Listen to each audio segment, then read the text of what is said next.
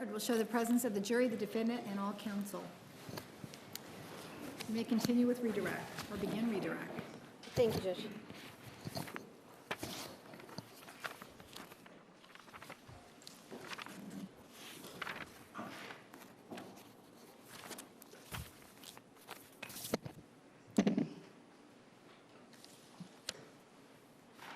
Okay, you ready? Yes, ma'am. All right. You were asked questions about an O'Rourke case, right? Yes, ma'am. And in that case, the judge had not so nice things to say about you. That is correct. And in fact, one of the things he said that you were a hired gun. Yes, ma'am. And is that somebody who comes in and testifies to what they're being paid to testify for, so to speak? Yes, that's the general definition. And is that a type of person who will ignore certain testing results and still come up with their own diagnosis to fit what is wanted from them? Judge, I like the foundation. Is that how you would define it? Yes, that would be one of the ways it could be exhibited. Okay. Now, I'd like to hear the rest of the story with regard to what happened in that case. Is there something that happened with regard to that judge and all the parties in that case? Yes. Can you tell us? That was a child custody case with a battered woman and at least 2 kids that we dealt with. We actually evaluated the woman and the 2 children based on a whole battery of tests and interviews and records. It became clear through Child Protective Services and others that the kids had been abused, and so had the woman. I had testified about our evaluation, or tried to, and also testified as to some major flaws in the quote experts who had done the report to the court. These were people who were appointed by that judge and had worked pretty frequently with that judge. And you were criticizing these people? Yes. Okay. I was indicating in very specific ways how they had obviously misinterpreted tests, used, in this case, neuropsychological tests to deal with parenting, which is inappropriate, and came in to basically also talk about what we had found in the children we had tested and I had talked to myself, who did not want to live with the father. After I testified, and as counsel pointed out, I didn't see the opinion for quite some time because I had testified much earlier. But 2 things happened. One is, it's the only... You're saying relevance? Sustained. May we approach?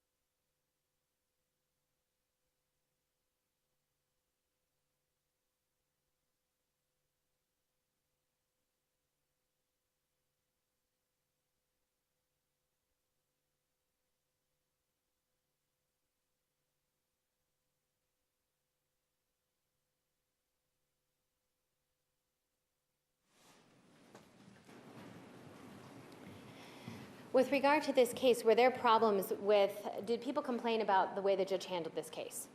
Yes. What happened? After that decision, Objection regarding the ruling. Sustained. Well, just briefly what happened.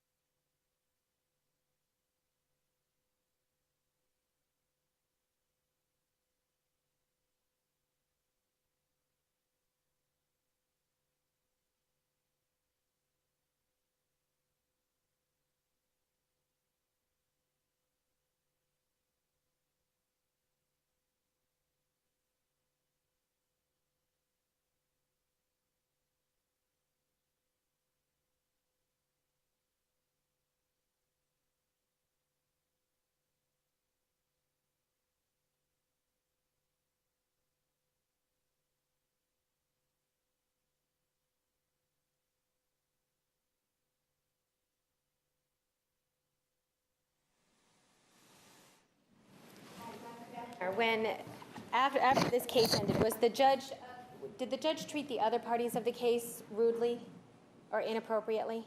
Objection, again regarding the ruling.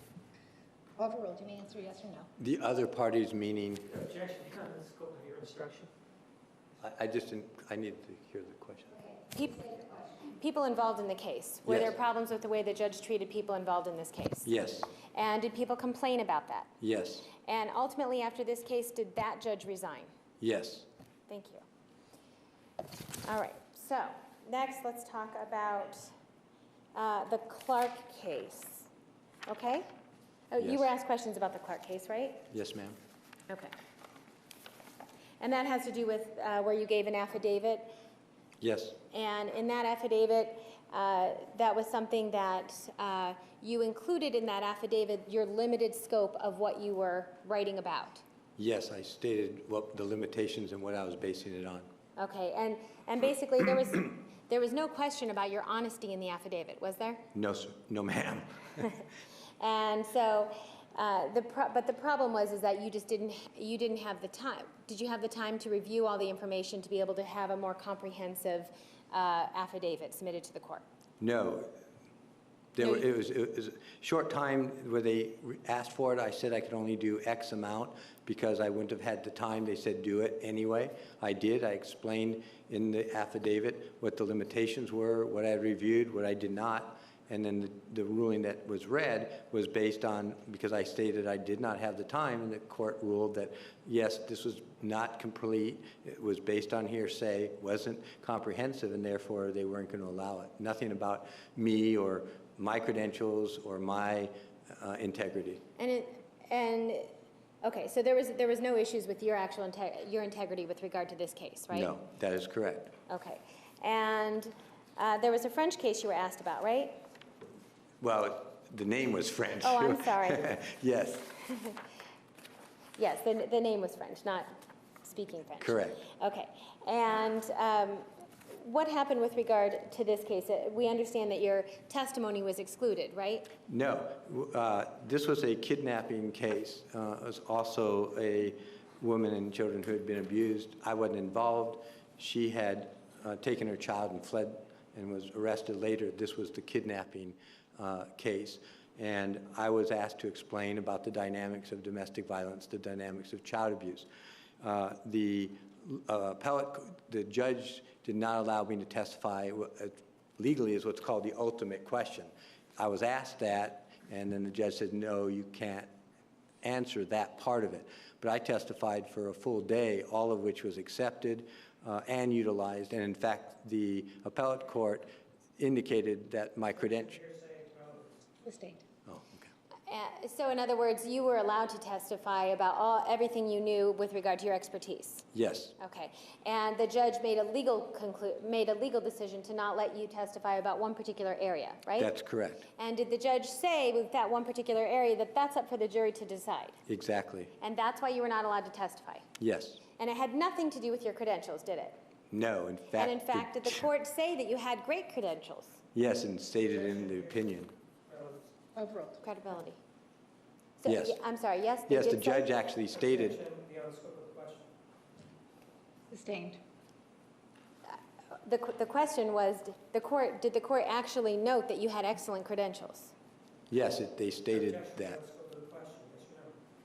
Yes, Yes, how? they actually, Relevance.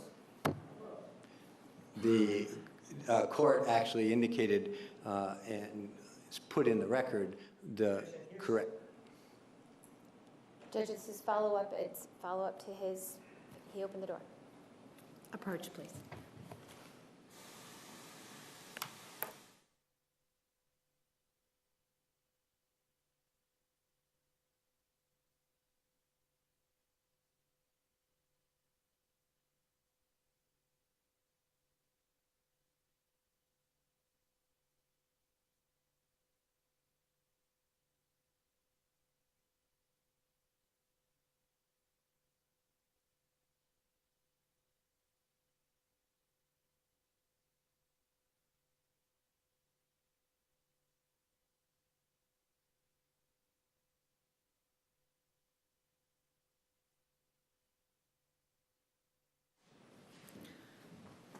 So Dr. Geffner, even though you weren't allowed to testify because of a legal issue, did the court ultimately state that you have excellent credentials with regard to your expertise?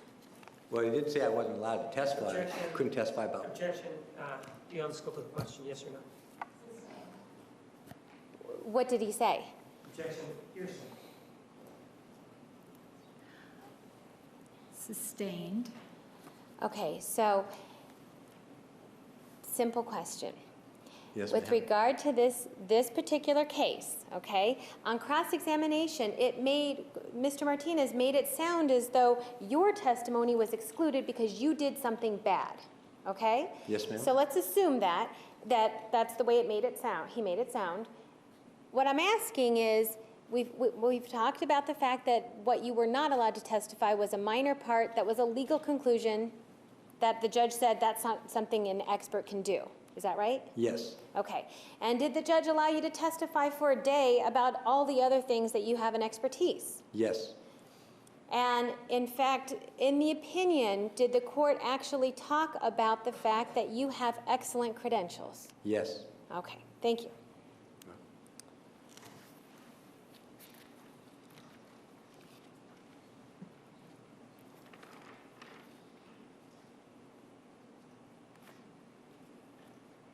With regard to questions about getting paid, that you get a salary, you remember being asked those questions? Yes, And there is money that is getting paid to the Institute, right? hopefully, Okay, hopefully.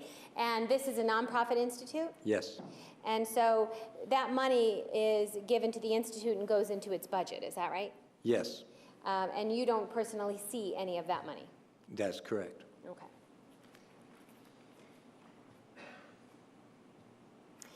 With regard to, you were asked questions about Gatchell, Dr. Gatchell, Yes, ma'am.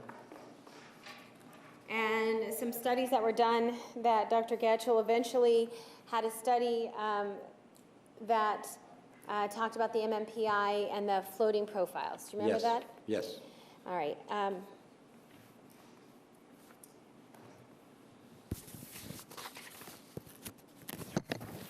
May I approach, Judge? Yes. Showing you exhibit number 649.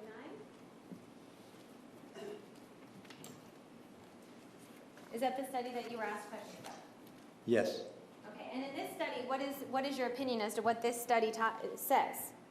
That they are not dealing with a floating profile anymore. The term, in fact, he says in the first line, formerly known as, and now they've switched gears based on the research that had come out and what was now known in the field. And what he was focusing on was this profile being defined as a disability profile. It's a term he used, in order to now be used for dealing with a pain population, no longer dealing with clients or trauma or borderline or anything. They were really focused on pain patients and whether this had a relationship to it.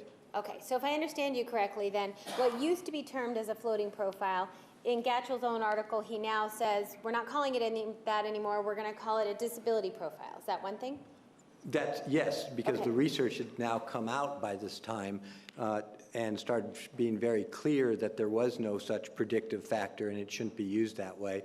And as a good researcher, he then modified and revised because it was clear that that was inappropriate. Okay, and part of what was inappropriate is then he wanted to now label this a disability profile, and does he link it then to people having to do with chronic pain? Yes. Okay, he doesn't link it anymore to people with borderline. Well, not unless they were associated with chronic pain. It was specifically focused on that population.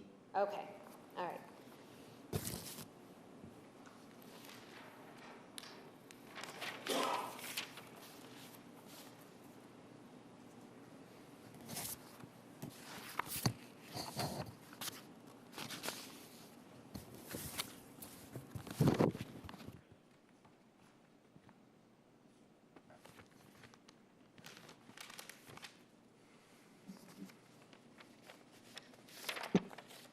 All right, you were asked questions about an article, Impact of Simulating Borderline Personality Disorder on the MMPI-2. It's exhibit number 650. May I approach?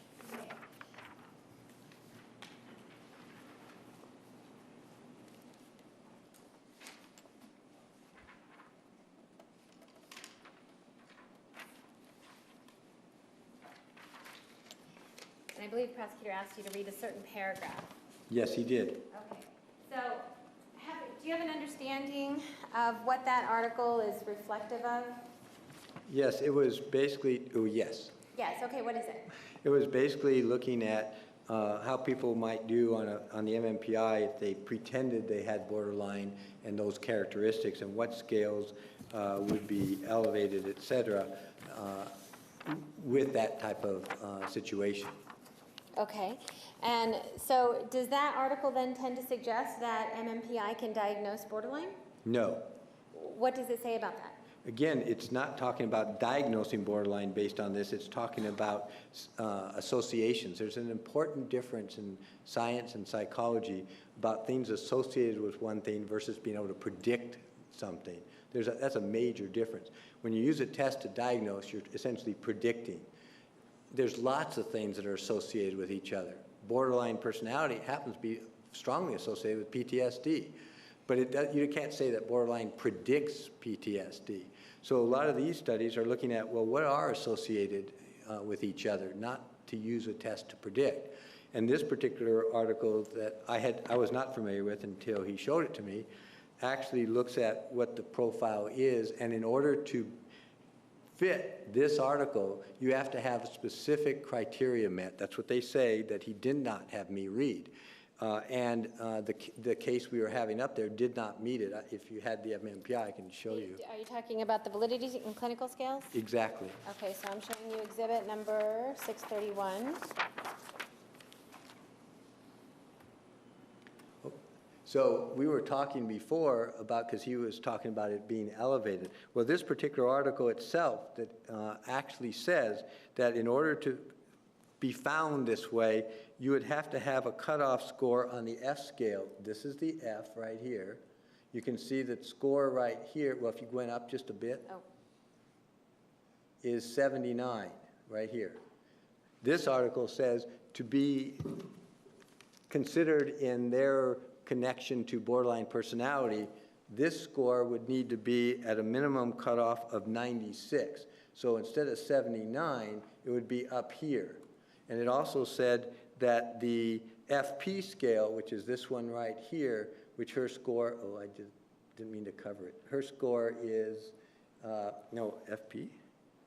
Yes, would also need to be elevated, and hers is not elevated at all, as you can see. But in this particular study, you would have to have this scale also elevated up here.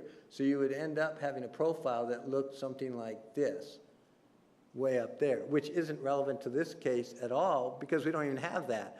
So this whole issue, again, of trying to establish an association with borderline is interesting research, but it doesn't have anything to do with what we're talking about. It's not using this test to predict it, and it's really misleading based on, you know, I wasn't allowed to actually say where those scores were. All right. With regard to these multiple elevations that we see on the MMPI, Yes. does that cause you concern that of malingering? Well, it does, not necessarily these. You'd come over here to the validity scales. If these were all down, like here, the main validity scales are this F scale, the L scale, the K scale, and you can even use, if you want, this S scale. This scale up here, the F, is in the clinical range. Then that means you need to be cautious. It doesn't say why. I mean, yes, it could be malingering, it could be exaggeration, it could be a lot of things. This elevation here means symptoms severity. It indicates that we're getting a lot of symptoms. Now, the interpretation of these scales, if done correctly, and is that, yes, the reason we have all these in here is because we got a lot of symptoms. What might be causing that? Well, the person could be exaggerating. That was the whole argument with malingering or secondary gain. However, the normal, even unless you have evidence of malingering, the more common interpretation is a cry for help, somebody in severe distress. And this is, they may be exaggerating some of the symptoms, but it's really talk about such major distress as a cry for help. But again, those would all be working hypotheses that you would want to then talk to the person about, look at the other tests. You wouldn't rely on one test. Okay. Theoretically, you shouldn't. Maybe I should say it that way. Okay. All right, and on this we see the schizophrenia scale Yes. is elevated, right? Yes. Okay. Can you, and then in the back of this MMPI, do they have the actual subscales? Yes, they do. Okay. So, I'm looking at page 8. Does that give us the subscales for schizophrenia? Yes, so one of the things they do, you can see up here, it says Harris Lingo. This research takes those clinical scales and then breaks it into sub-things to help you understand more why that scale is elevated. So, as the example you just asked me, the schizophrenia, which is down here, now you look over here at the T-scores, and you see, you know, does that help you understand more? I mean, is this person really psychotic? Which would be, you know, some of these other scales. But you look here and you see this person is really alienated toward themselves and others. That's the highest. They have no ego mastery. I don't know if you can actually, hopefully you can see that. Those are the two really extreme things that are pulling this scale up. So it's not somebody who's actually psychotic or schizophrenic in the true sense of the word. It's somebody who's having major issues with their own ego, feelings about themselves, and a lot of alienation, emotional alienation. So you can actually go through these different scales and look at that, which would be appropriate to try to narrow down again, like we did with the other tests. Why is these scales so elevated? She had so many scales elevated, then there's a whole bunch of things going on that you would need to explore in more detail. Okay. If you were trying to diagnose, would you want to explore these scales in more detail? That would be required, to use that word, which I didn't like before, is in order to actually diagnose, you are required to do these other things. So in order to diagnose somebody then, you would have to use the scales beyond just page 2 validity and the clinical scales, right? And other tests and interviews and records, et cetera. Okay.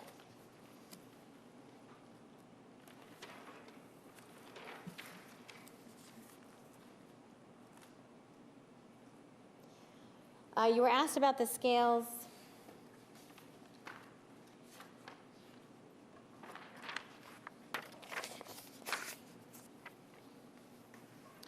Here, HY and PD. What are those again? HY is hysteria. PD, the term is psychopathic deviant. It's not a good term. It's actually the psychopathic deviant and the schizophrenia You know, if it wasn't that way historically, they would probably relabel those because it gives the people the wrong impression. Okay. This is more of a impulsivity, sometimes anti-authority scale. Doesn't really mean the person is either a deviant or psychopathic. That's why, unfortunately, the label is not good, but that's the technical term.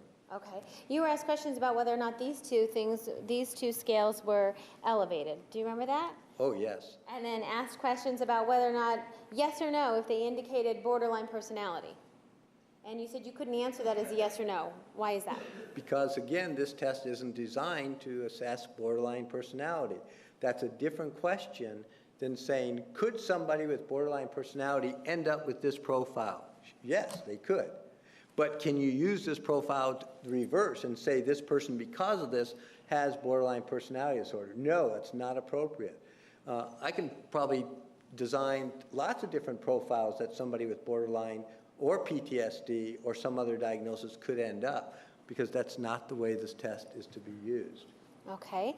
And in fact, is there a better test to diagnose borderline? Well, that was what we talked about. The Milan, the MCMI, is designed specifically for that. So if you had a working hypothesis like we did this morning, you would look at the results of that test, and if the borderline is elevated, then you would then have a working hypothesis that, ooh, borderline might be the appropriate diagnosis. Okay. And when we looked at the results of the MCMI, borderline was not elevated, was it? It wasn't even close. It wasn't even close. Okay.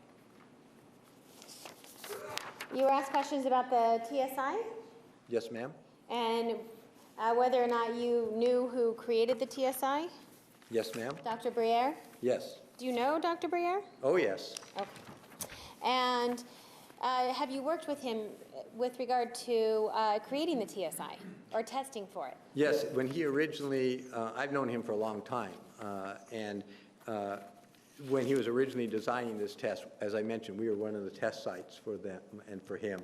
Before it ever got published, we were communicating and we were evaluating the test. As I said, he's at the University of Southern California. I probably have known him for 25 years now.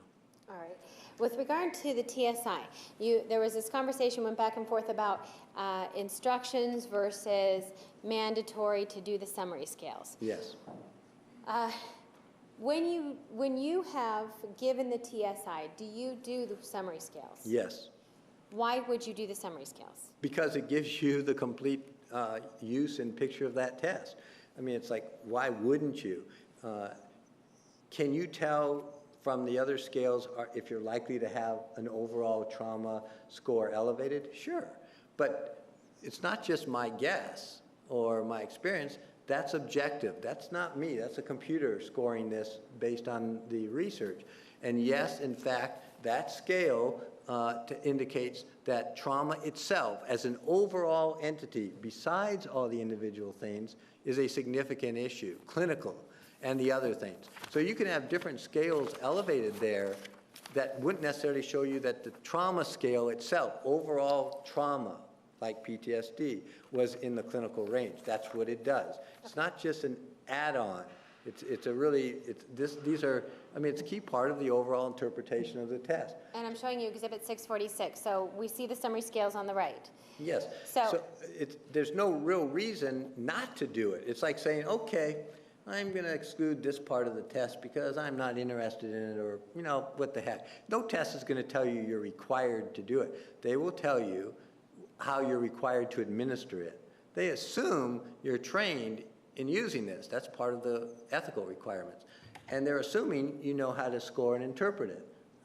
And they're telling you how to score it. I mean, it's almost like redundant to say, by the way, you need to do this, this, and this. We're supposed to know that. Okay. And so part of the instructions is to tell you how to do conduct the test appropriately. Is that right? Yeah, and then it does tell you, if you're not going to computer score it, the scoring manual tells you how to compute those summary scales manually if you were going to score the whole test manually. Okay.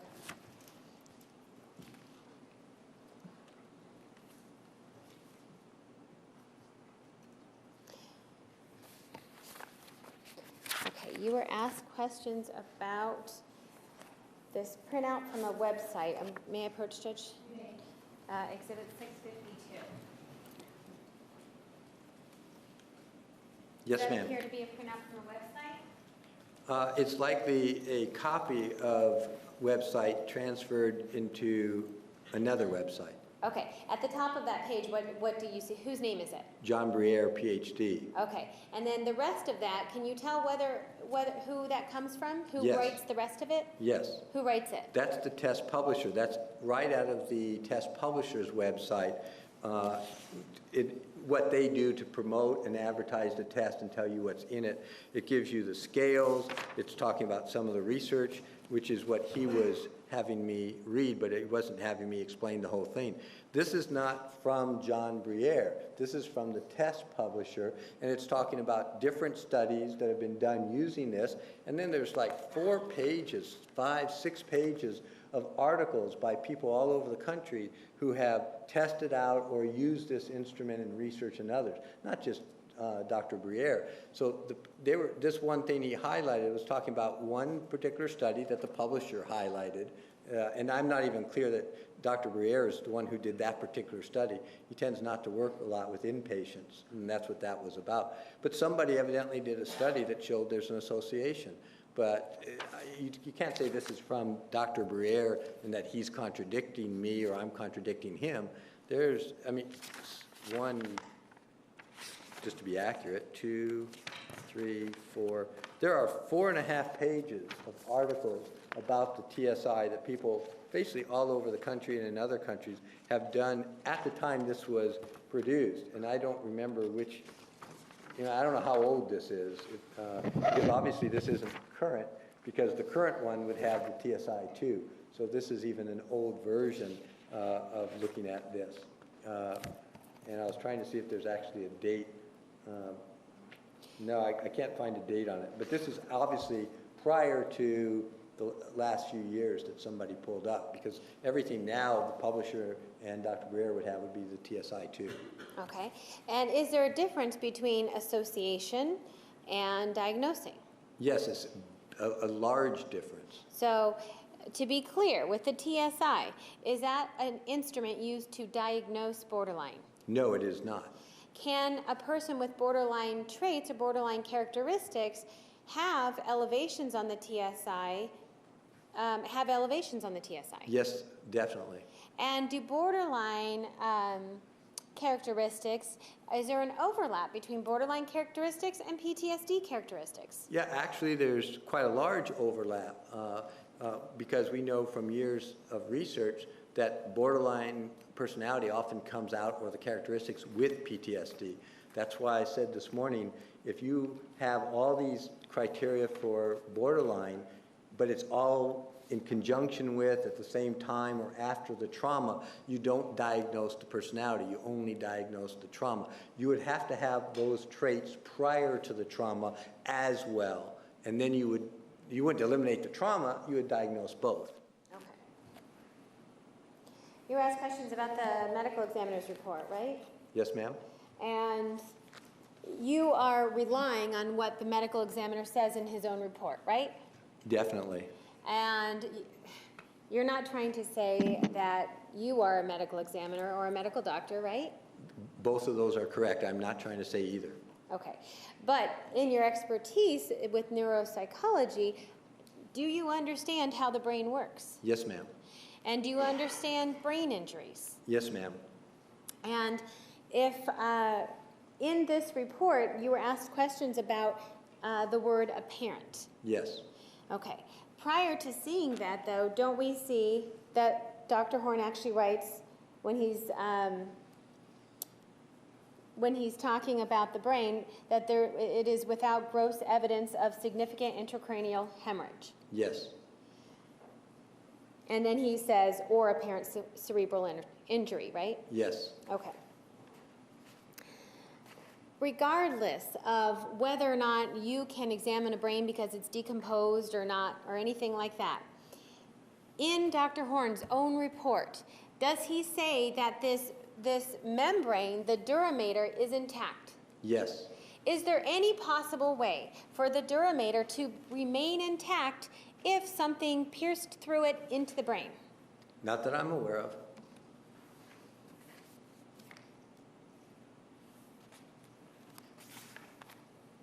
And so you're relying on the fact that that Dr. Horn wrote a valid report, right? Yes, I'm assuming all the information is accurate, because I would have no way of knowing otherwise. Okay.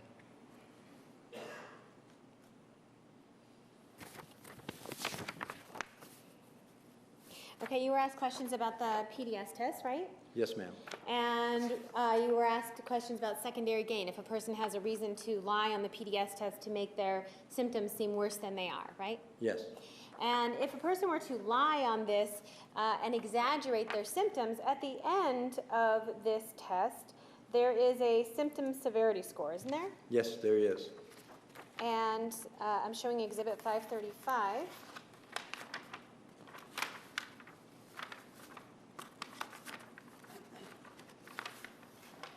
It's stapled. Okay, the symptom severity score, you see that right there? Yes, actually, it's right in the area of the arrow, more or less. Oh, sorry. Yes. Okay, symptoms, and we see the number is 33, is that right? Yes, Okay, what's the maximum? 51. So if somebody were to be exaggerating their symptoms, would you expect to see this number higher then? Objection, lack of foundation. Overruled. Yes, if somebody's really trying to make themselves look bad or fake or malinger, then they tend to really escalate all the symptoms. That's assuming, again, they don't know how specifically to take a test. But yes, you usually see then an extreme elevation in those cases. Okay.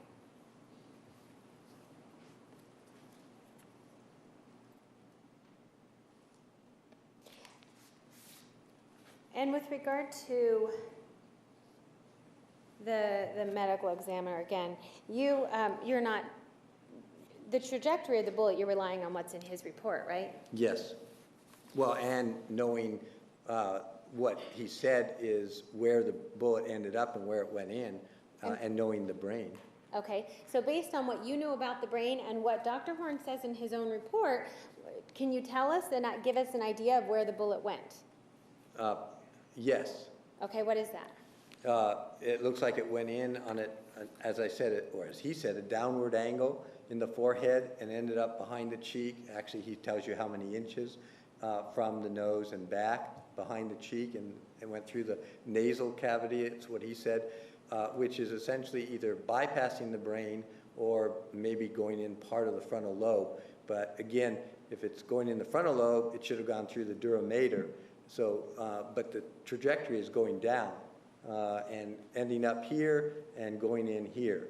So that's really not going through major parts of the brain. And, I mean, I don't want to say it that way. All parts of the brain are major and important, but it's, if anything, it's going through part of the frontal lobe, and I'm not sure exactly how, then again, with the dura mater intact, but that's essentially what he's saying. Okay, and so based on what Dr. Horn actually says in his own report, is it possible that the bullet didn't even go through the brain? It is possible. And you talked about the sinus cavity? Yes, And does that tell you then where the bullet is going, behind the eye, over the mouth? and or behind the the sinus? nose. And behind the nose. And that's not near the brain? Well, it's in front of. In front of the brain, okay. That plus the fact that the dura mater was intact at the time that Dr. Horn examined, does that also give you a conclusion, or are you able to make a conclusion about the brain because of that? Objection, asked and answered. Sustained.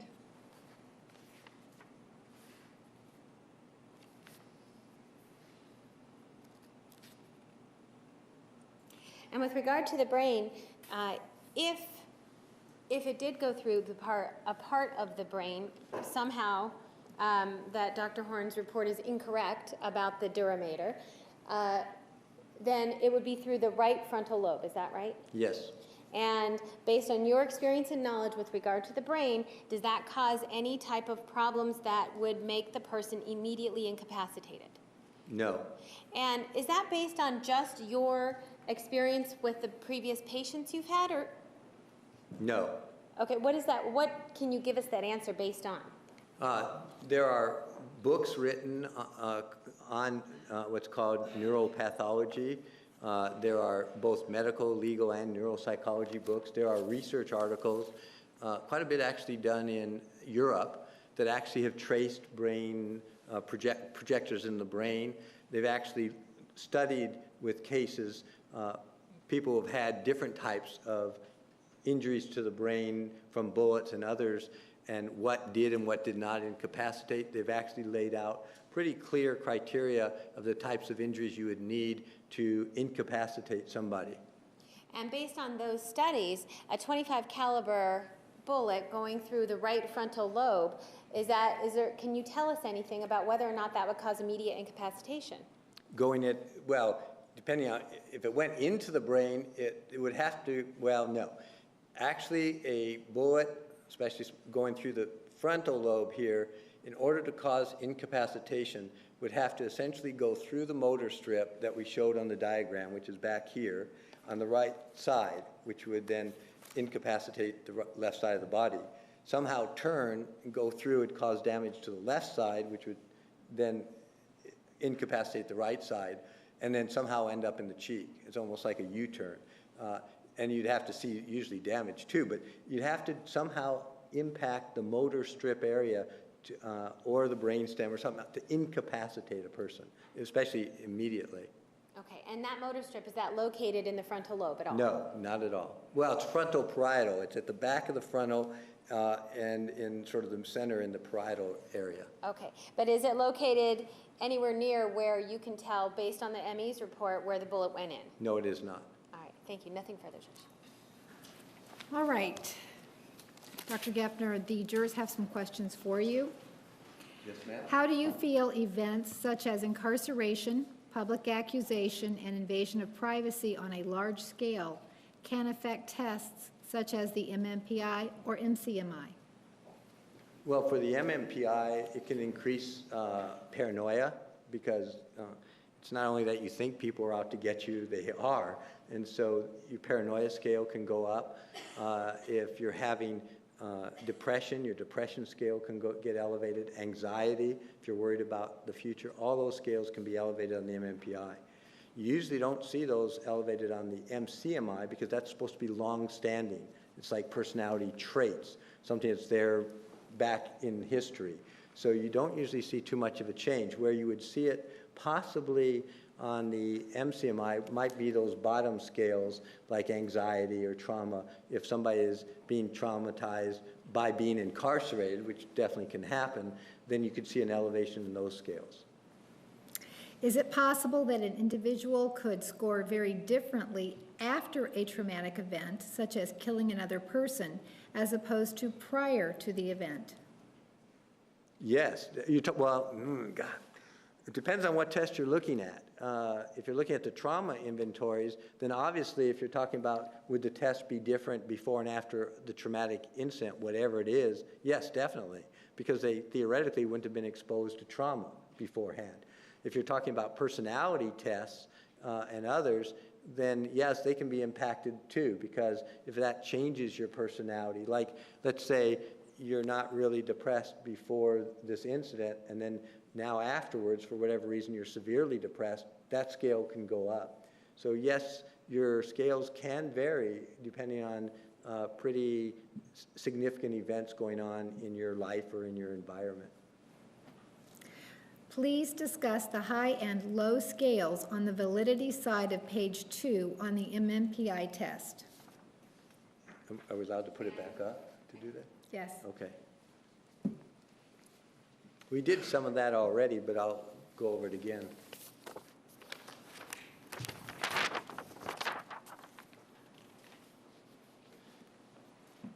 So the normal range down here, so these are actually just telling you whether the person is consistent in their responses, and it's saying the person basically is.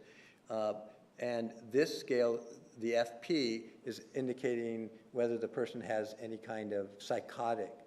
In other words, are they answering the question similar to the way somebody who might be psychotic or out of touch with reality might? And it's saying no. So, and then the L scale is actually termed the lie scale. Is somebody really answering these questions in a way that's distorting their answers? And it's saying no. K is defensive. Are they afraid to disclose anything going on? Again, no. S is a little bit in the lower average range. It has more to do with whether the person feels superior, has good self-image, and this is saying this person is definitely in the average to low average. So your elevated scales are these over here.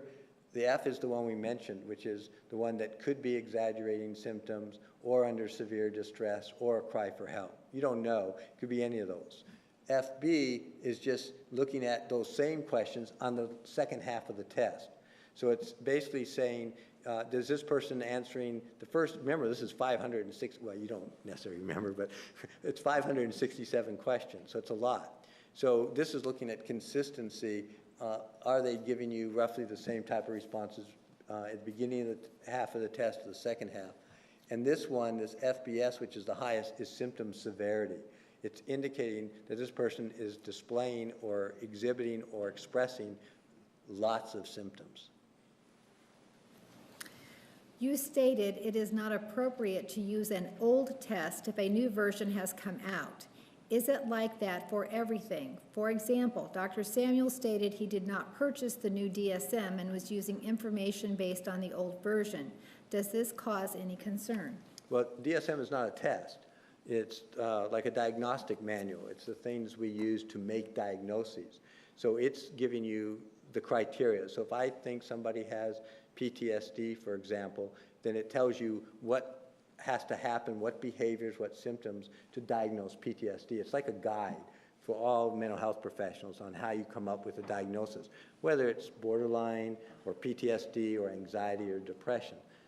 So it doesn't affect testing. It's not the same. If you're diagnosing based on an outdated version, that's not really the best idea, especially if things have changed. It's going to become more complicated because next month a DSM-5 is coming out. So all of us are going to have to learn some changes, and there are some changes in the diagnostic code. So there's a time period, though, where we're allowed to get trained and learn. But if it's way in the past, it's not considered the same as a test, but it's not the best idea. It's not a good thing. Do you know how many questions were changed on the TSI-2 compared to the TSI-1? Oh, good question. There are, I believe, 20 more questions that were added, and I think, 20 completely, no, that's not right. Let me rephrase. I think there was like 26 questions that are either new or rewritten, 6 that were either rewritten or taken out. So I believe the new version now is 120 questions. So there were some changes. It's not like a major overhaul, but it was reasonably significant. Are you saying that the PDS survey can be viewed as valid even if the client misstates what the trauma was and/or who perpetrated the trauma? Well, valid, we've already said that there's no validity scale, so that's hard to use that term because it's pretty specific in our profession. There's two different things. If they, as the prosecutor was saying, if they lied about what the event is, then yes, that's important. If they, even lying, end up filling this out indicating PTSD, then what is going on? I mean, that's what I would ask is, what if this didn't do it and they made that up, is there something else that did cause? Because now I'm getting results that are indicating this person has PTSD. Well, where is it coming from? So, and I think the analogy was a bear or a tiger or something. So if that didn't happen, did something else happen that either they didn't want to admit, didn't want to state, or may not have tuned into? But I would at least be up to me to find out why is this occurring? Why does this person show with PTSD? And I don't know the answer, but that would be up to what the evaluator should find out. You can't just say, okay, they made this up, so I'm ignoring everything else. You still got to figure out why they're saying they have these symptoms. And do they know enough, and that was the issue that was raised, to fake it. Not only to fake it, but to be consistent on others. That's why you don't use one test. You look at a variety of tests to look for consistency. And then it's up to the evaluator to try to put these pieces together to come up with the right picture. Not always easy. You stated that a lack of apparent hemorrhage from the gunshot wound to the brain indicates lack of significant injury to the brain. Can it also mean it occurred after death, therefore no active bleeding? Can the hemorrhage, can you read that last part again? Can it also mean it occurred after death, therefore no active bleeding? I'm going to have to assume that means the gunshot occurred after death. Yes. The depends on how far after, because there's still blood in the brain and in the body, so you may not get as much hemorrhaging. But even after death, if something is going through tissue, then it's leaving a path or destroying tissue or something. You just may not have lots of hemorrhaging, but there's usually some type of damage, whether it's before or after, unless it's so far after that essentially there's no blood left in the brain, then you wouldn't see hemorrhaging, but you would still likely see damage. Is it your belief that a gunshot to the front of the head, specifically the brain, at a very short distance would not be able to immediately drop a person? To the front side, depends on the caliber. I mean, some of those studies I mentioned, they had shotguns or large caliber guns that essentially went in and just really wiped out the brain. Those cases did incapacitate. But even with large caliber or shotguns that were at a distance, it didn't incapacitate. So it really, to incapacitate, more of those go through the side, because then they go through both the motor strips, and that's what incapacitates. Assuming, again, we haven't hit the spinal cord or the brainstem back here, which is a separate issue, because that will do it. But just the brain itself, something coming in, it would have to be a pretty major damage in the brain that would spread to the motor strips to incapacitate somebody. Again, using the incapacitate meaning couldn't move arms or legs. You told us that you are not receiving any compensation for this case. Are any of the organizations that you are associated with receiving any financial compensation or consideration from this case?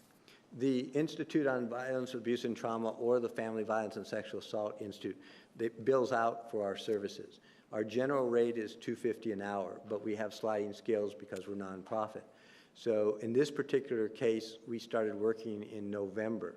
Then we worked for a few months, and then we didn't do anything.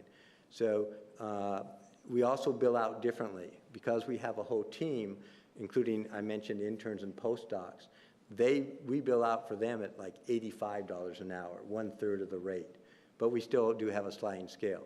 So in all the work we've done in this case, which myself and others, which is probably 70, 80 hours, including the trip here today, I think the final bill would probably end up being somewhere around $13,000, $14,000. And that money goes back into the Institute, not in a particular for a particular service. It goes back in the Institute that helps fund all the different things we do, along with everything else we do. This is a small part of our operation.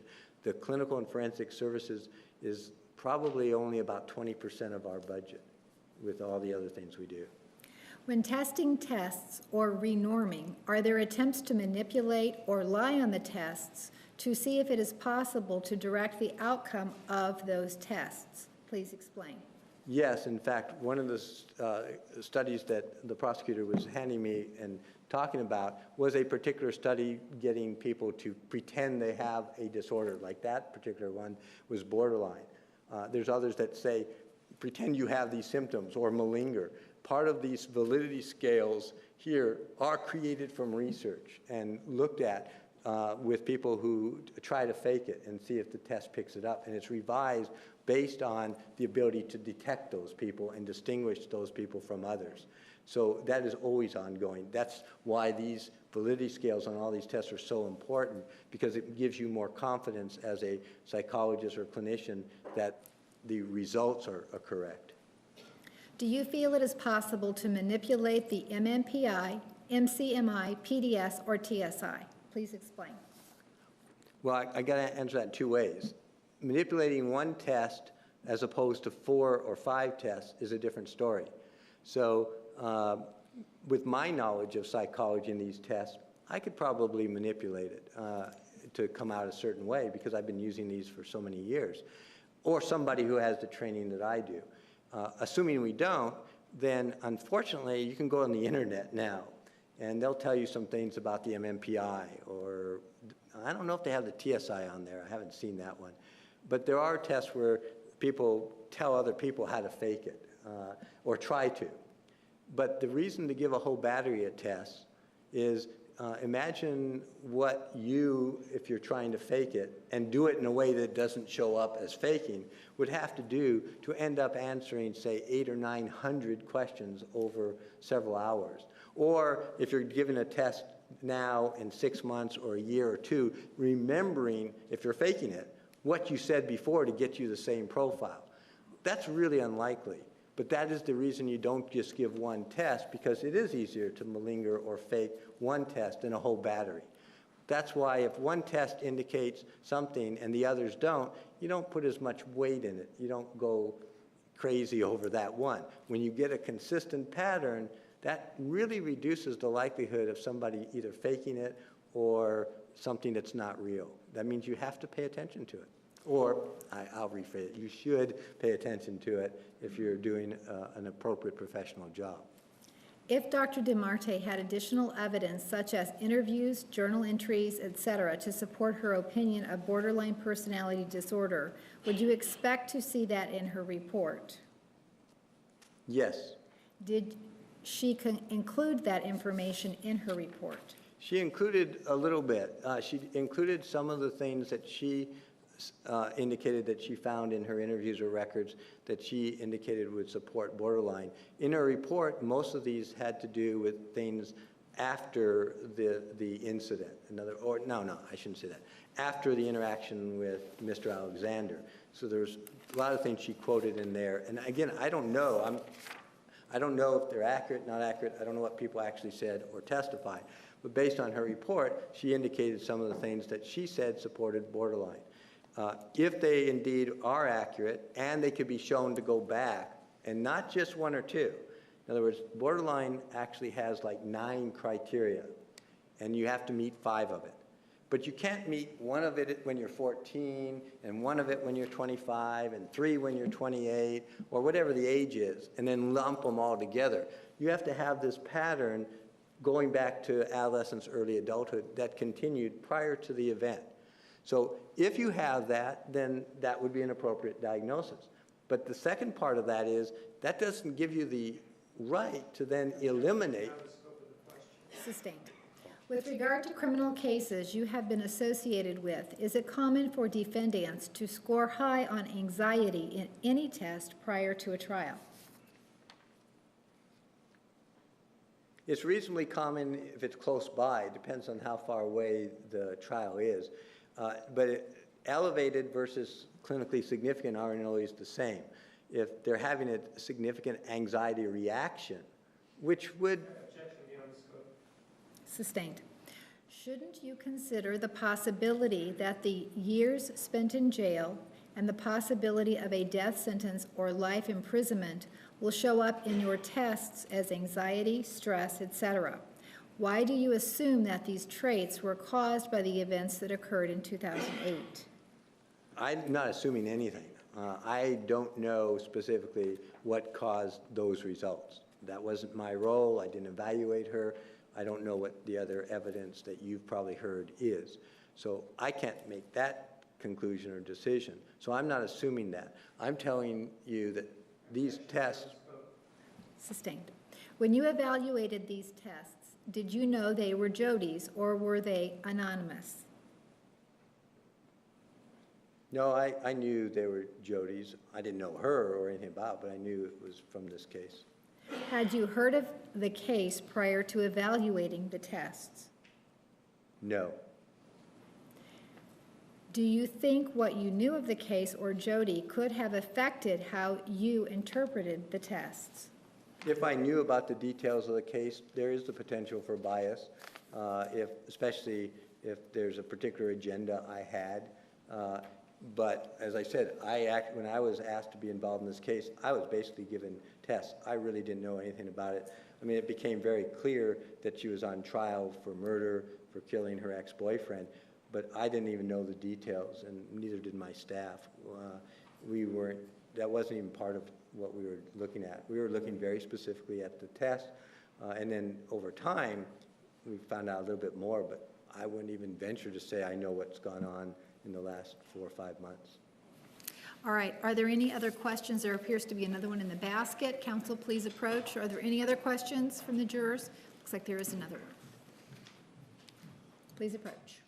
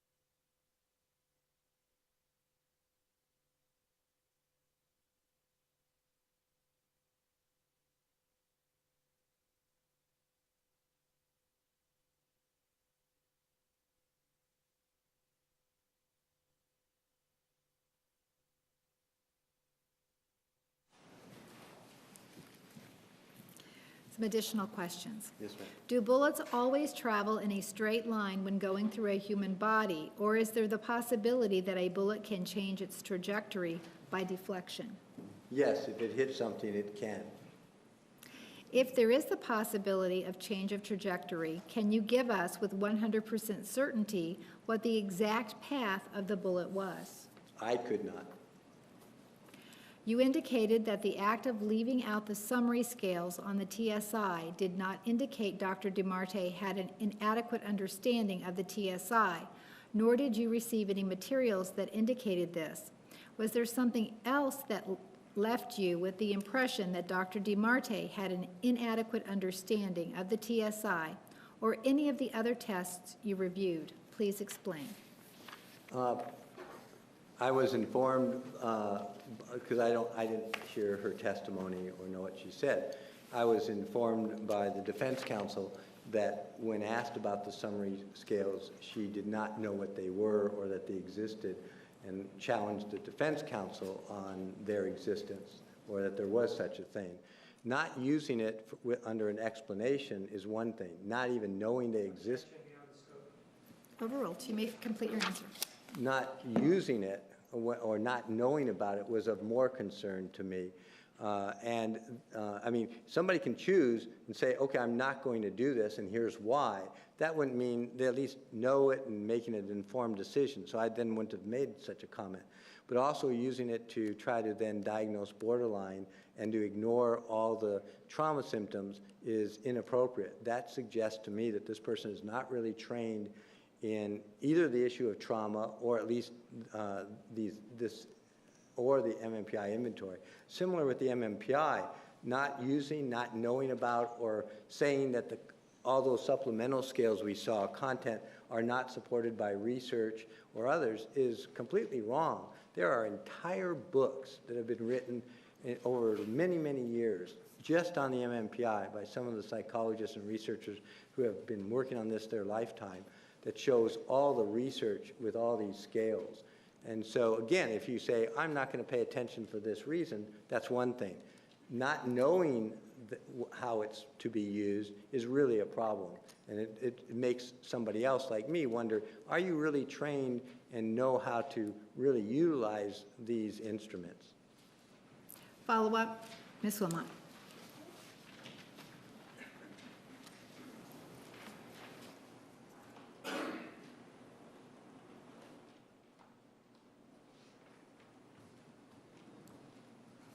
You were asked questions, Dr. Geffner, about Dr. Samuels using the DSM-4 versus an updated version. Oh, I didn't say it. This is an older version. I assumed that meant DSM-3. Oh, okay. Well, if Dr. Samuels actually used the DSM-4 instead of the TR, DSM-4 TR? Is there a difference between the two that is going to cause a problem? Not as much. I may have misunderstood. The DSM-3 definitely had major changes. The TR did have some minor changes. It's not as big a deal, but it's still should use the most current one. Okay. And does the TR have any major changes with regard to the criteria of PTSD? No, the TR version really didn't change the criteria for PTSD. So if Dr. Samuels used the DSM-4 instead of the DSM-4 TR for PTSD, is there a problem with that? No, not likely. I mean, I'd have to actually go back. It's been a while since I looked at DSM-4, but my recollection is that that didn't lead to any major changes in criterion or diagnosis. All right. And with regard to the PDS test, if a person answers the PDS test as though there's a trauma, okay? So in other words, they're answering questions. Do you need to review something? No, I was Okay. just getting organized, sorry. All right. So if a person answers questions with regard to the PDS test as though there is a trauma, okay, as though they suffered from a trauma, Yes, but it turns out that there is absolutely no trauma at all, okay? Is that a problem for you? Would that create validity problems with regard to the PDS test? well, it would create questions. If somebody is showing up with PTSD and there's no identified trauma, then the question is, what is going on? You know, why are they showing trauma symptoms?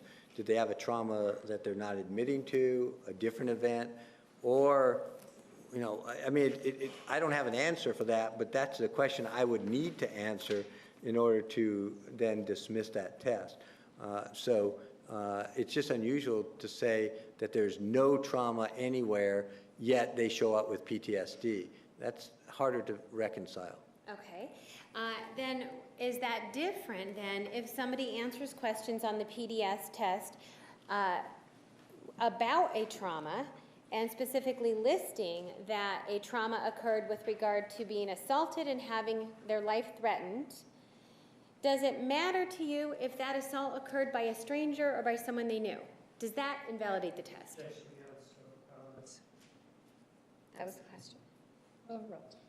No, it matters because you want to be accurate, but it doesn't change then that whatever this person is referring to, whether it was a stranger or somebody they knew, caused this reaction. So the question would be to go back and find out, first, what is the event that actually occurred? Second is there a particular reason that person listed something else instead of what it was? But it wouldn't then, quote, invalidate the test. It would mean that whatever that person was referring to did cause this trauma, but we need to find out what that is. Okay. And the results of the PDS test in this case, did she meet the criteria for PTSD? Yes.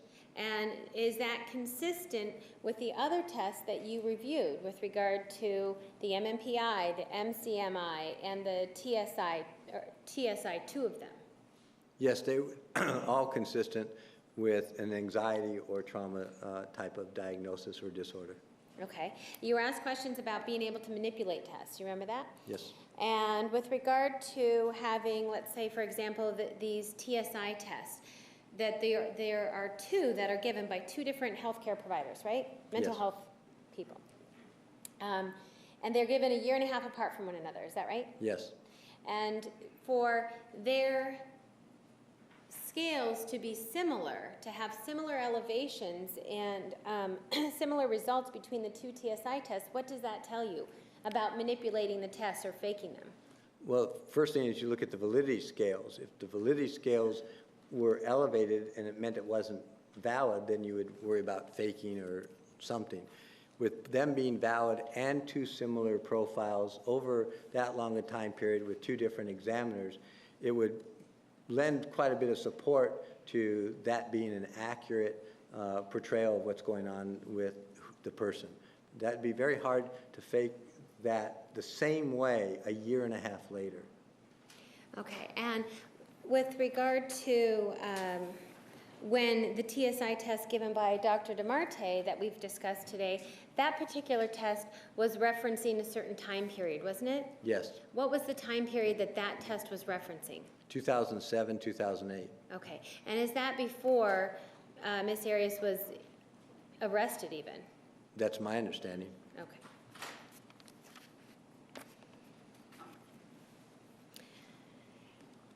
All of these tests, you'd agree, right, that we're in currently, what is it, May 1st of 2013, right? Yes, Okay, so all of these tests were conducted over what, a 2-year period you told us before? yes, ma'am. And what's that 2-year period? 2009 to 2011. Okay, so the most recent test then was given at least 2 years ago? Or close to 2 years ago? Well, a year and a half. That's bordering, getting close to 2 years, yes. Okay, and the furthest test, the earliest test that was given is about 4 years ago, close to 4 years ago, is that right? Yes, Okay, and is that before, long before we've started this trial, obviously, right? that's my understanding. Okay. And regardless of when these tests are given, is there a pattern of consistency between all the tests, starting in 2009 up to 2011? Yes. And that pattern of consistency tells you what? Well, it makes it more likely that whatever it's saying is correct and accurate and should be dealt with or diagnosed or looked at in more detail. It goes back to the working hypothesis. It tends to have more support for that hypothesis. If there's, when we talk about, you were asked questions about borderline personality and what Dr. DeMarte reviewed in her, or noted in her report, Yes, ma'am. other factors. And you talked about needing a pattern of criteria that supports borderline prior to a traumatic event, is that right? In order to diagnose it separately. Okay. And in the report that you reviewed from Dr. DeMarte, does some of the criteria that she uses to support her hypothesis or her diagnosis of borderline, is some of that criteria when Ms. Arias knew or was involved with Mr. Alexander? Apparently based on what was reported by Dr. DeMarte. And regardless of whether or not there's a diagnosis of borderline personality, you started to explain to us about that, something about you still can't exclude. Do you know what you were going to say? Yes. What is it that? You can have the board. Same objection. Approach.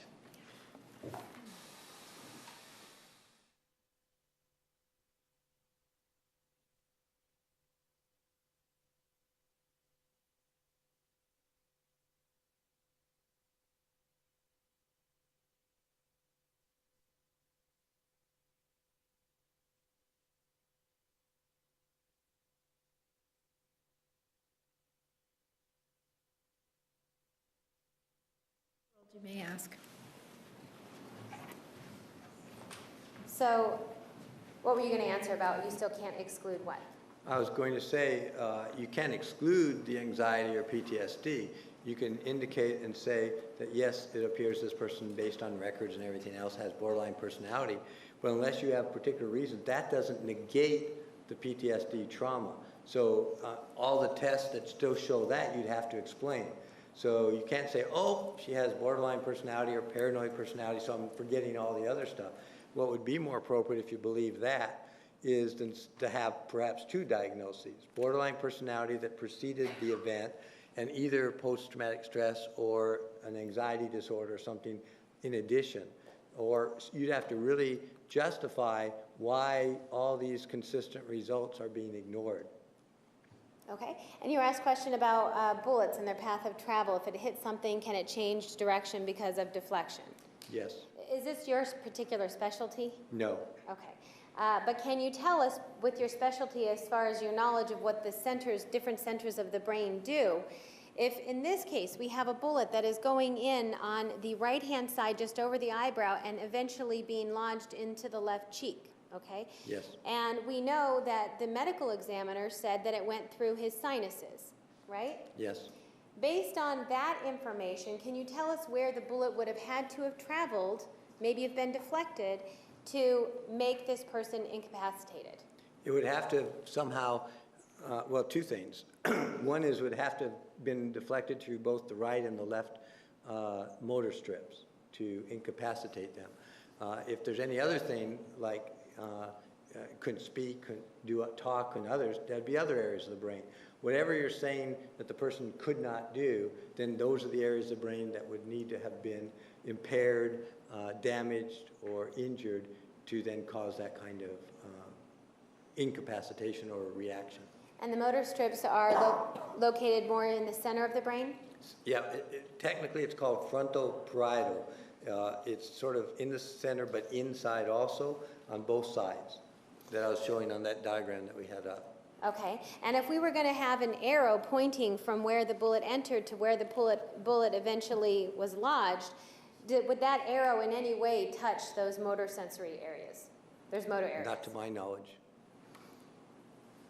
And this is all assuming that that Dr. Horn's medical examination report was incorrect when he stated that the dura mater was intact, right? Yes. If we were to assume that a bullet went through the brain, we'd have to also assume that Dr. Horn was incorrect and wrong when he said that the dura mater was intact. It would have to have gone through it to get into the brain. If you're coming from the outside and you're getting to the inside, you've got to go through the stuff in the middle, which is the dura mater. So yes, one of those two things aren't consistent. All right, thank you, nothing further. Martinez. Sir, one of the things that you told us was that there was a pattern of consistency between the tests, right? Yes, sir. Well, let's start with the PDS. Question 14 and the answer to number 4. You've been told over and over that that was a lie. Objection misstates the testimony. Overruled. Okay, so we have the PDS that starts out with the lie. Then if we take a look at what we have here in the Elmer, which is 631, and you take a look over here at the validity scales, those are elevated, right? One of them is, yes. Well, Well, the F scale with the FBS are elevated, yes. I'm asking about the validity scales. They are elevated, right? You're talking about the F scales. Aren't they elevated? Yes, two of the scales are elevated. And that means that there's an issue as to whether or not there's malingering there, right? It's a caution you want to look Sure, at. it's a second, it can be the issue of secondary gain, right? Yes, sir. So if we're talking about somebody who now on 2 tests has already lied, the pattern is that this person is lying, isn't it? Objection misstates his testimony. Overruled. You may answer. Isn't that what the pattern is? No, because you just used the word lie. The lie scale is actually not one of the ones that was elevated. What was elevated was one that talks about either exaggerating symptoms or symptom severity. So Sure. that's different from lying. So you're saying that somebody who do you go to the Alice Laviolette school that, Objection argumentative. And Sustaining. move to strike. Sustaining. with regard to exaggeration, sir? So you're saying, for example, that if somebody exaggerates something, they're still telling the truth, right? They might be, but it depends on how much they're exaggerating. That's a continuum. So it's their degrees of exaggeration that determine. So when does the exaggeration become a lie for you? Is it 10%, 15%, 20%? Objection beyond the scope. Overruled. There is not a percent where it moves into one or the other that you can define the way you do. When you have something exaggerated, it means that there's other things you have to do to look at it, and you need to be cautious. But exaggeration doesn't mean it's either incorrect or a lie. It means this person is displaying many symptoms. Didn't you just tell me that it depends on the exaggeration? The answer to my question. Isn't that what you told me? That was the answer to the prior question, yes. And so I'm asking you, what standard do you use to determine when an exaggeration, in your mind, becomes a lie? They're not the same thing. I'm not asking if they're the same thing, am I? Well, yeah, you are.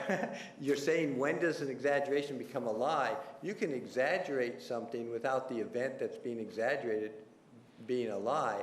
They're two different dimensions that you're Well- trying to ask me about, and I'm having a hard time answering All because right, they're well, different. Let's do it by way of example. Let's say that the prosecutor tells you that he's 6 foot tall.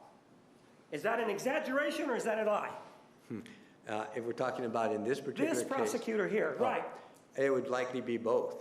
Oh, so then a lie can also be an exaggeration, right? Objection relevance beyond the scope. Overruled. It can be. So when does it become a lie if we're talking about this prosecutor? What if he says he's 6'2"? I don't know if there's a definitive cutoff that I would know about. So what you're saying is Anybody can exaggerate as much as they want, and to you, that never becomes a lie. No, I did not say that at all. Well, you're looking at the prosecutor. Do you believe that this prosecutor is 6 foot tall?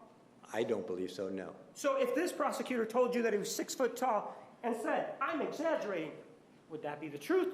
Or would that be a lie, or would that be an exaggeration? Overruled. If the prosecutor said he was 6 foot tall Right, and was 6'2". 6'2" and was exaggerating, what was then the question? No, you indicated to me that that was an exaggeration. If this prosecutor told you he was 6'2", right? It could be either. And you said it could be either. When then, in your opinion, does it become, this exaggeration, become a lie? I don't know if there's a specific cutoff that you could say like 5'8", 5'9". I wouldn't have a specific criteria that I would move from one to the other. I Well, think you have we're to not- look at the context. You've now introduced something else. We're not talking about 5'8" or 5'9". I said 6'2". Do you remember that? Yes, sir. Objection, just asked and answered beyond the scope. Approach, please.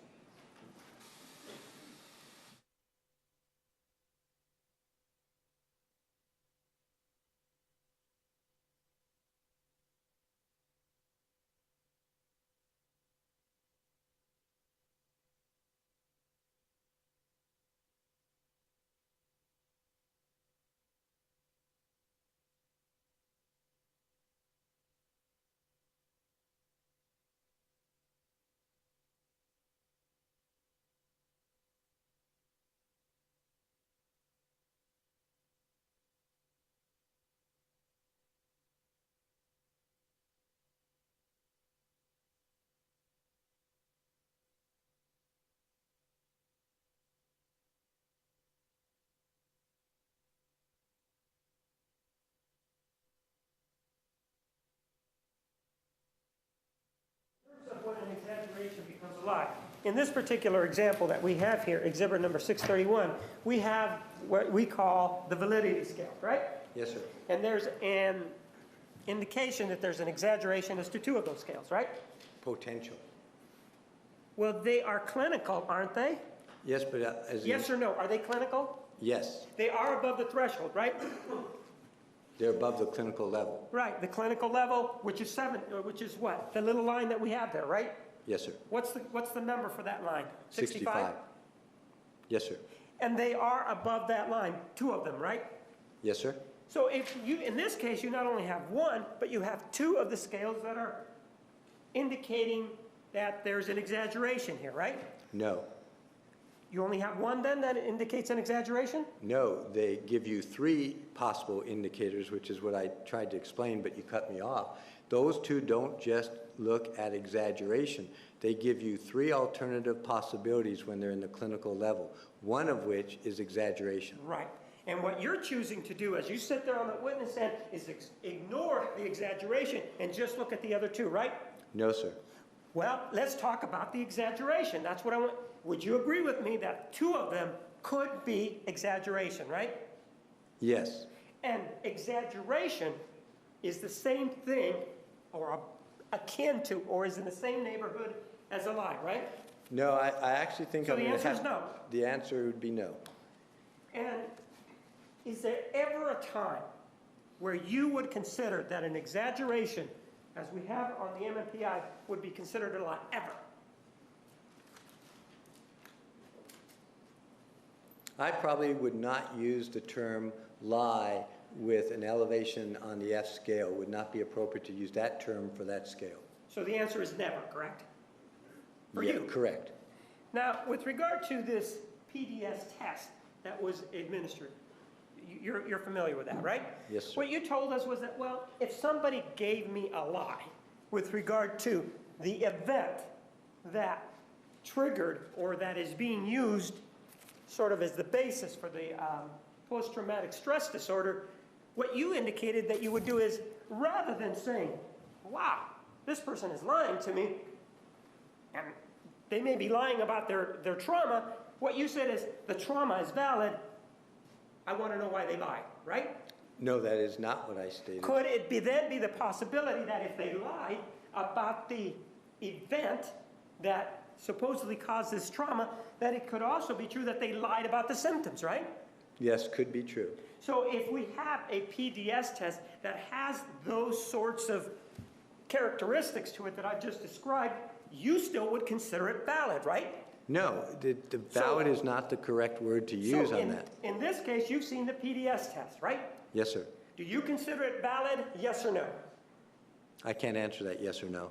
Well, why can't you answer it yes or no? You know, assuming the hypothetical, that the event involving two individuals is untrue. That's what we all know. She said that it wasn't true. Well, Assume that. wait a minute, I need to make sure what you're asking me to assume. That I'm test asking you to indicates, assume that the answer. Okay, I'm sorry. I'm asking you to assume that the answer to question 14, when she marked number 4, was a total lie. yes, sir. Okay, assume that is the course of events in this case. Even with that, you're saying that this test is still valid, exhibit number 550. No, I am not. So then, if that's the case, if there was a lie as to that particular question, then it is something that would call into question the validity of this test, right? You're using the word validity again, and it's not appropriate. It would call into question the results of the test, yes. So it would call into question the results of this test that indicated post-traumatic stress disorder, right? Correct. And if it did that, and then we have the elevated scales here, that would further call this evaluation or this person, the validity of this MMPI. Wouldn't that also be called into question if you also have, as a precursor to that, an invalid result?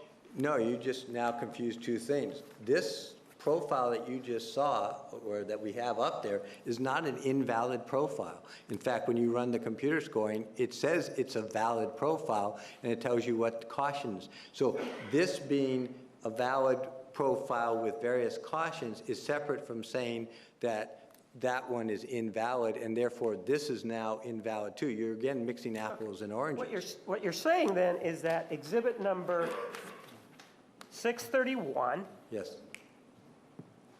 is a valid result, right? Yes. It's a valid result with a concern that there may be an exaggeration. Among other things.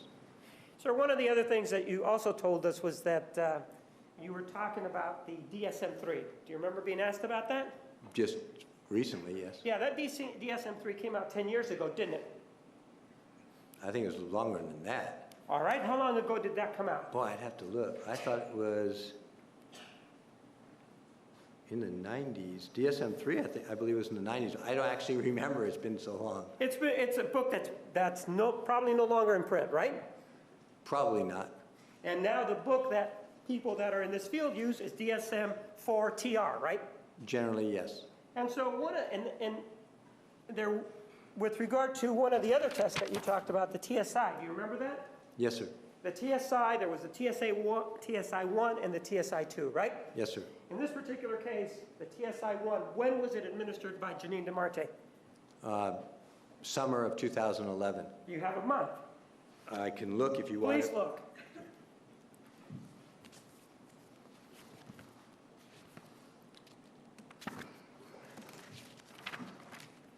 It indicates on the test August of 2011. All right, and when did the TSI-2 come out? Roughly February, March of 2011.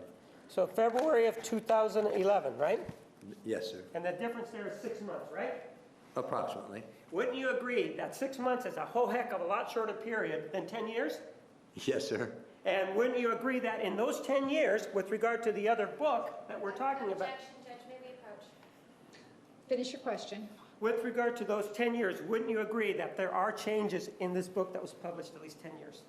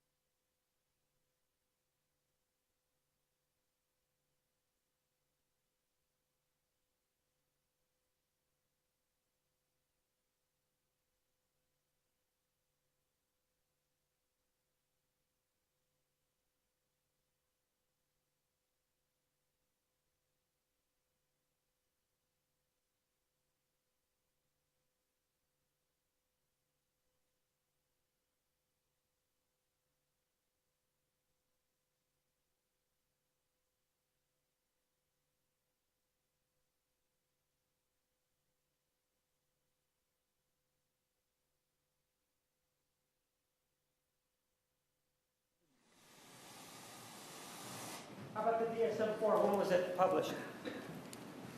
The 4TR was probably. No, DSM-4, not TR. In the 1990s, I don't remember the exact date. When did the DSM-4 TR come out? I believe it was around 2000 in that area, So what we're talking about is a difference there about 10 years, right? between DSM-3 and, No, the DSM-4. I don't think it was quite that long. I think DSM-4 was probably about somewhere around the mid-90s. It was probably at least 5 years. That's my recollection. I actually haven't looked at the date of the DSM-4 in a long time. You're a psychologist, right? Yes, sir. And one of the Bibles, if you will, to diagnose somebody is the DSM, correct? Yes, sir. And so you are familiar with this book intimately, right? Well, I wouldn't say intimately. Yes, I'm familiar with it. And why wouldn't you be intimate with it? Isn't that the type of work that you do? Well, no, we don't actually do a lot of diagnoses right now, but by intimate, that almost sounds like I have it memorized. I don't. I use it when I need to diagnose, and I know how to use the criteria, but I don't memorize it. Do you know whether or not they're published about once every 10 years? Well, the one that's coming out now is going to come out in 2013. That's going to be probably more like 12, 13 years from the last one. And so, and the last one was what? DSM-4 TR, right? Yes, sir. And before the DSM-4 TR was DSM-4, right? Yes, sir. So if we're talking about this space of time from between the DSM-4 to the 2013, how many years would you say there is? Oh, from 4 to 13 would probably be minimum of 18.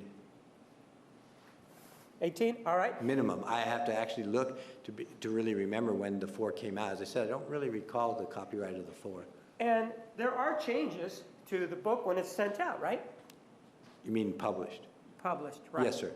And so part of the reason that it's republished is because these changes are reflective of the ongoing research, for example, correct? That would be one good reason, yes. And that's the same reason for the TSI, right? You mean the revision? Right, the TSI 1 to the TSI 2, right? Yes, sir. And what you're saying is that if somebody gave the TSI 1, just because they gave the TSI 1 6 months before after the TSI 2 came out, are you saying that it's invalid? No, saying it's getting out of date, and the question is, why would you do it? Pardon? No, I said it's out of date. Why would you use it? And that would be the question that I would ask if somebody was doing that. You were asked about the materials reviewed by Janine DeMarte and about her borderline personality disorder. Are you familiar with the term personality disorder, NOS? Yes. That's borderline personality not otherwise specified, correct?